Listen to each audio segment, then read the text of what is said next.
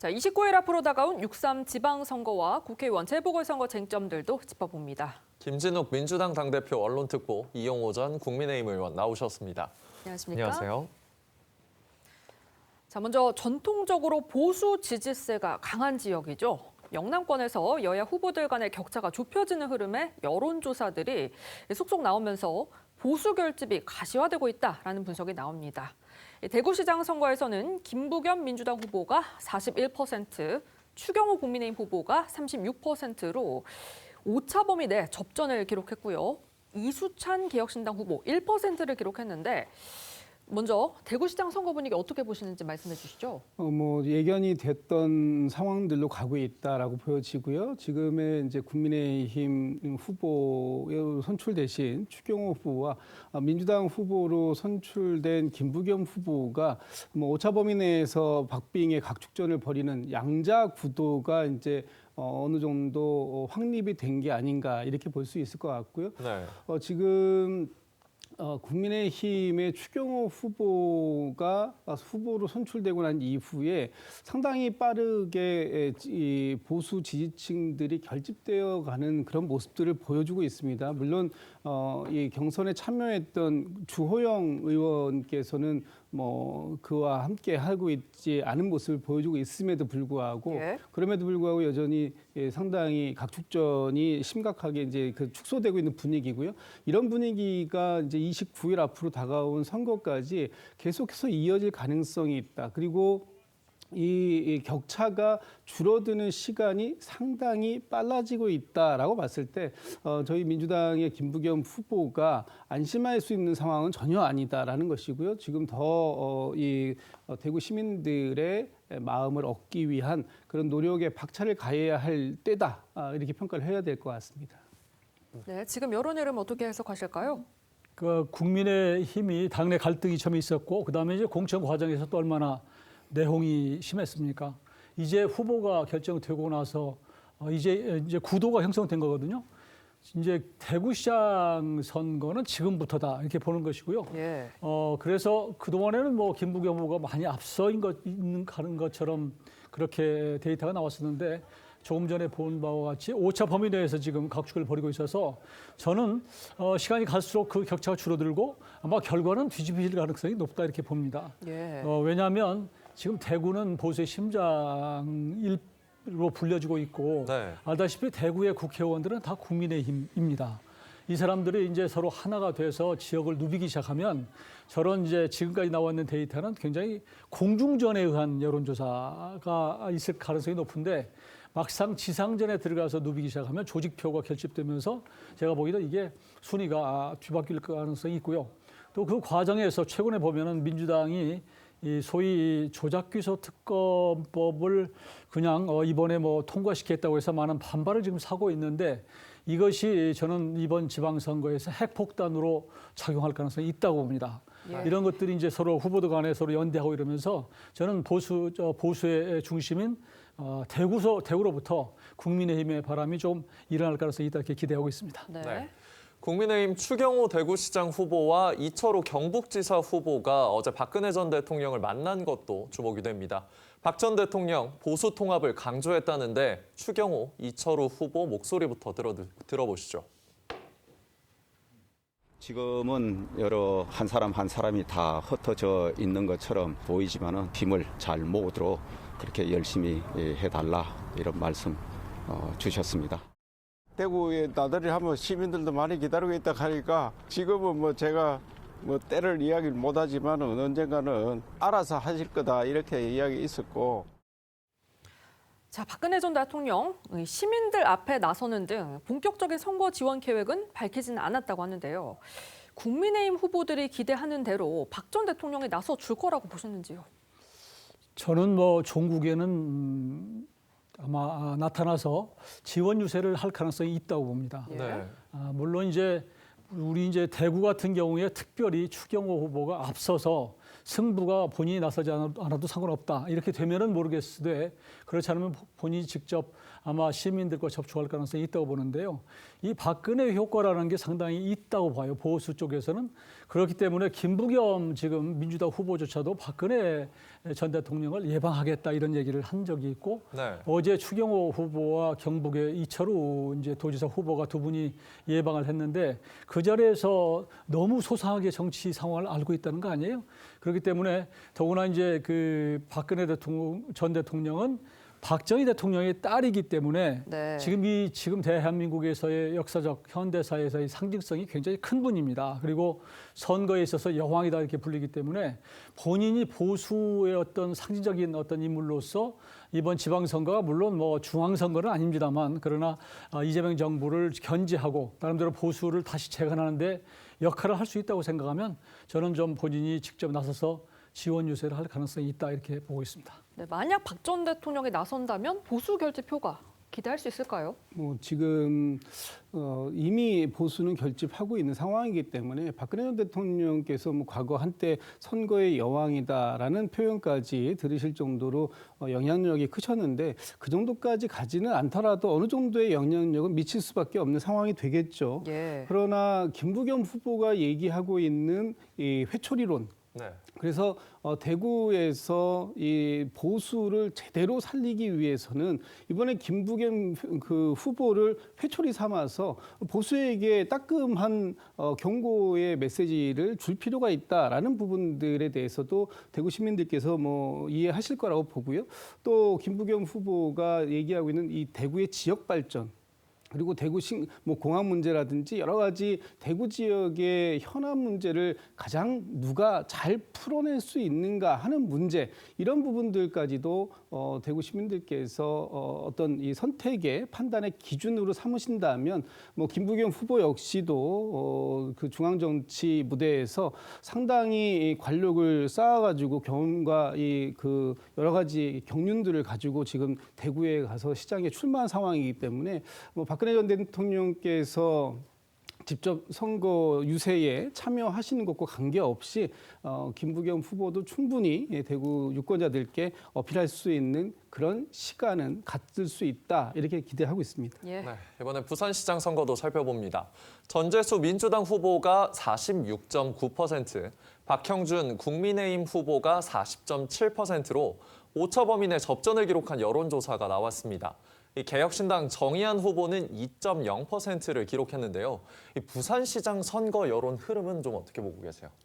저 지역 역시도 지금 빠르게 이제 양자 구도로 확정되어졌고, 그리고 이 그 박형준 지금 후보가 결정되기까지 저기도 약간의 당 내홍, 공천 과정에서의 문제, 이런 부분들 때문에 국민의힘의 어떤 지지가 한 곳으로 모이지 않았던 측면이 있는데 지금은 네. 이제 그런 부분들이 결집도를 가지고 가고 있다라고 보여지고요. 다만 지금 이제 그 부산 같은 경우에는 전재수, 박형준 양자 구도의 문제뿐만 아니라 부산 북구 갑에 출마하고 있는 한동훈 전 대표의 문제까지 이제 앞으로 보수 진영이 어떤 방식으로 문제를 풀어가느냐에 따라서 여전히 변화의 가능성, 변수들은 남아 있다라고 보여지고요. 예. 지금 전재수 후보가 해양수산부 장관 시절에 이재명 대통령과 함께 이 해수부를 부산으로 옮겼고 또 해양수도의 중심으로 만들어가겠다라고 하는 이런 측면에서 이 그 부산 시민들께 상당히 좀 호평받고 있는 부분들이 있어서 지금의 저 지지율 차이가 비록 오차 범위 안에 있긴 하지만 저 범위를 계속해서 유지해 나갈 수 있지 않을까라는 기대감이 있고요. 그러기 위해서 조금 더 저희 당이 적극적인 부산 지역에 대한 지원, 이런 방안들을 모색하고 있다, 이렇게 말씀드려야 될 것 같습니다. 네, 네. 의원님. 부산 지역도 대구처럼 보수가 좀 결집되면서 많이 격차가 줄어드는 이런 상황으로 보여지고요. 알다시피 여기도 또한 대부분의 국회의원들이 이 국민의힘 의원들입니다. 네. 그만큼 밑에 풀뿌리 조직과 연결이 돼 있다. 그래서 막상 선거전에 돌입하면은 그런 효과가 나타나서 투표장으로 끌어갈 수 있다, 이런 기대를 하고 있습니다. 다만 이제 보수가 얼마나 결집할 수 있느냐, 대구하고는 좀 다른 측면이 있는데 조금 전에 우리 말씀을 주셨는데 거기는 대구 북갑에서 한동훈 전 대표가 출마하면서 네, 우리 부산 당이 북갑. 네네. 예, 그래서 약간 뭐 좀 친한계와 또 이 당권파 사이에 갈등이 아직도 조금 여진이 있는 상태거든요. 이것을 박형준 부산시장 후보가 어떻게 잘 봉합해가면서 어떤 세심하게 이번 선거를 임하느냐, 이게 관건일 것 같아요. 지난번에 그 개소식 때 보면 뭐 조경태 의원이 나와서 이게 축사를 하려고 그러는데 장동혁 또 이 지지하는 사람들이 나와서 뭐 이렇게 항의를 하고 이런 데서 해프닝이 있었는데, 이런 일이 벌어지면 박형준 후보한테는 굉장히 이 어려움을 이렇게 가중시키기 때문에 결국은 당 지도부와 공관위와 이제 야권에서 하나로 뭉칠 수 있는 이 선거 전략을 잘 짜낼 수 있는 것이 지금은 무엇보다도 중요하다, 이렇게 보여지고 있습니다. 예, 이런 가운데 오늘 이 부산 북갑 보궐선거 국민의힘 후보로 박민식 후보가 확정이 되면서 하정우 민주당 후보, 무소속 한동훈 후보와 함께 3파전 구도가 굳어졌습니다. 하정우 후보가 34.3%, 이 박민식 후보가 21.5%, 한동훈 후보가 33.5%. 이 하정우 후보와 한동훈 후보가 그야말로 초박빙을 벌이는 여론조사 결과도 나왔는데, 결국은 범보수 후보의 단일화 여부가 최대 변수란 분석이 나오던데요. 앞서 이 박민식, 한동훈 후보 모두 강하게 선을 그어왔잖아요. 가능성이 있다고 보십니까? 세상에 뭐 가능성이 없는 일은 없겠지만 지금 이 시점에서 이게 보여지기는 가능성이 거의 없어 보입니다. 예. 왜냐하면 박민식 후보는 후보들의 공당의 후보고, 또 한동훈 전 대표는 본인이 모든 정치적 어떤 그 승부수를 건 데가 지금 북합이거든요. 이런 상황에서 이 단일화를 얘기한다면 상대 편에게 그러면 좀 그 포기해달라, 사퇴해달라 이런 요구를 할 텐데 이게 가능할까? 물론 이제 여론에서 극명하게 차이가 나는 경우 생기면은 그러면 후보가 어떤 명분을 찾기 위해서 물러날 수도 있지만, 아직은 그게 구도가 결정되게 굳어진 상태가 아니고, 이제 박민식 후보는 국민의힘 후보로 결정된 상태이기 때문에요. 이것들이 좀 어떻게 이제 여론의 추이를 봐가면서 또 외부로부터의 어떤 보수 단일화의 압력, 이런 것들도 있을 것이고요. 그렇지만 지금 이 시점에서는 단일화를 이야기하기는 굉장히 빠른 시점이다, 이렇게 보는 것이고, 이렇게 3파전으로 갔을 경우에는 하정우 지금 그 민주당 후보가 정치 초년생으로서 여러 가지 지금 에러를 범하고 구설수에 오르고 있습니다만, 3파전으로 갔을 경우에는 이 조금 팽팽한, 상당히 힘겨운 보수 쪽으로 봐서는 그런 게임이 될 수도 있다. 이래서 지금 이제 등록하는 것이 14일, 15일 때쯤이거든요. 5월 중순 정도인데, 후보 단일화 얘기가 나오려면 제일 좋은 것은 예를 들면 그 투표 용지에 이름이 찍히기 전에 해야 되는데, 예. 그러면 시간이 별로 없단 말이에요. 12월 정도밖에 안 남았기 때문에 이게 가능할까? 아니면 그 다음에는 이제 그 사전 투표 전에 해야 된다, 이렇게 얘기 나올 텐데, 이런 것들이 관전 포인트일 것 같은데요. 하여튼 누구든지 사활을 걸고 지금 이재명 대통령이 내보낸 하정우, 그리고 또 당의 입장인 박민식, 그리고 한동훈 전 대표는 또 본인의 보수의 뭐 제거를 외치는 본인의 승부수를 띄운 이런 지역이기 때문에 참으로 그 뜨거운 지역인데, 그건 지켜봐야 될 필요가 있을 것 같습니다. 예. 이런 가운데 하정우 후보, 앞서 이른바 악수 후 손털기 논란에 휩싸인 데 이어 정청래 대표가 초등학교 1학년 여학생에게 하 후보를 오빠라고 부르라고 한 것도 상당한 악재가 되고 있습니다. 이 두 사람 모두 즉각 사과를 했지만 후폭풍이 이어지고 있는데요. 영상으로 먼저 보시죠. 아니에요. 여기 정무 오빠. 오빠 해보여. 오빠 해봐요. 엄마 있어, 엄마. 엄마 여기 있어요. 엄마 안고 이모랑 가자. 이모님 예쁘시네. 너무 예쁘시네. 구포시장 방문 과정의 상황과 관련하여 아이가 논란의 중심에 서게 되어 상처받으셨을 아이와 아이의 부모님께 송구합니다. 정청래 대표의 사과문을 읽었습니다만, 하고 싶지 않은 사과, 피하고 싶은 사과, 그리고 그 속마음에 이게 뭐가 잘못됐지? 라는 정말 성인지 감수성을 지하로 파버린 사과라고 생각합니다.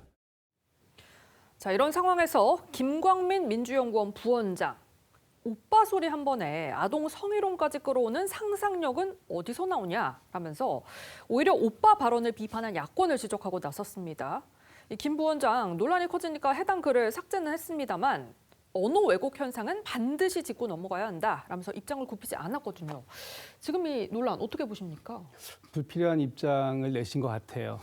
이건 이 사안에 대해서는 정청래 당대표 그리고 하정우 후보까지도 이 사안에 대해서는 부적절했다. 그리고 주의 깊지 못했다라는 이유로 사과까지 공개적으로 한 상황 아닙니까? 그렇다면 이 사안을 거기에서 마무리하는 것이지 여기에 불필요하게 말을 덧대서 이 상황을 논란을 더 키우는 그래서 어디까지 가져가겠다라는 생각을 가지고 있는 것 자체가 좀 잘못됐다라고 보이고요. 이 상황에 대해서는 깔끔하게 인정하는 것이 가장 좋은 해결책입니다. 그리고 본인들이 어떠한 의도성을 갖고 있지 않았다고 하더라도 보시는 분들이 그리고 당사자가 불편함을 느꼈다면 그 자체만으로도 이 부분에 대해서는 사과를 깔끔하게 하고 넘어가는 것이고 여기에 당이 추가적으로 어떠한 말을 덧댈 이유는 없다. 그런 것들이 오히려 또 다른 논란을 불러올 뿐이다라는 말씀 좀 드리고 싶고요. 저희 지금 부산 북구갑에 대해서 한 말씀만 좀 여론과 관련해서 좀 전에 말씀드릴 기회가 없어가지고 덧붙인다면 지금 정청래 대표의 부산 북구갑 보궐선거에 대한 전략이 뭔지 잘 모르겠다라는 생각이 듭니다. 한동훈 전 대표에 대해서 오늘 장동혁 대표는 당이 원칙을 갖고 제명을 한 인사다. 그런 인사와의 어떤 연대 또는 단일화에 대해서 더 얘기할 것이 없다라고 말씀을 주셨어요. 네. 그렇다면 당의 후보를 하겠다고 나섰던 이 박민식 후보에게 빠르게 그 선거운동을 할 수 있게끔 후보를 선정해 주는 작업이 필요했는데 이미 상당히 그런 기간들을 실기한 측면이 있다. 그러다 보니까 한동훈 전 대표와 박민식 후보 간의 지지율의 격차가 지난주 대비해서도 또 다시 벌어지는 이런 상황들이 왔다라고 본다면 지금 국민의힘이 부산 지역에서 갖고 있는 선거 전략이 참 애매모호해 보인다. 이런 측면을 좀 말씀을 덧붙여서 드려야 될 것 같습니다. 네, 김 부원장의 글 어떻게 보셨습니까? 저도 김 부원장이 국민의힘 선거를 도와주는 결과적으로 그런 형국인데요. 사실은 그 정청래 대표나 하정우 후보가 초등학교 1학년 학생을 대상으로 오빠라고 불러봐 했던 모습은 이름을 뭐라고 붙이든 간에 적절치 못해요. 부적절한 겁니다. 왜냐하면 이 초등학생이 지금 정청래 대표가 나이가 몇입니까? 60대고 하정우 지금 후보도 나이가 많잖아요. 네.